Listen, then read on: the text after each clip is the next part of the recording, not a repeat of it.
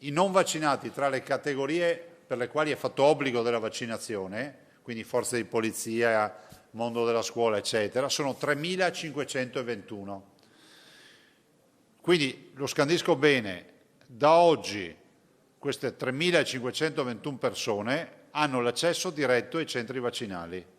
Qualora decidessero di vaccinarsi, non hanno neanche l'inghippo di doversi prenotare. Scattato l'obbligo vaccinale per il personale della scuola e delle forze dell'ordine, il Veneto mette in condizioni i soggetti che non hanno ancora ricevuto nemmeno una dose di correre subito ai ripari.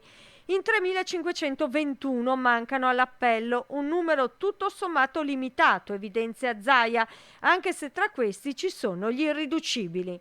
Il percorso vaccinale in Veneto è stato intrapreso dal 92,6% dei carabinieri, 93,2% dei finanzieri, 85,1% dei vigili del fuoco, immunizzata la quasi totalità del personale della scuola, 98,3%.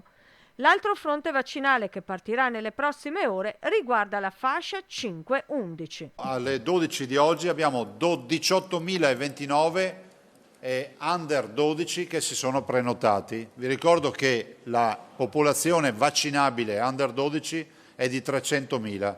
Per quanto riguarda i ricoveri, nelle ultime ore i pazienti in area non critica hanno superato la soglia dei 1.000.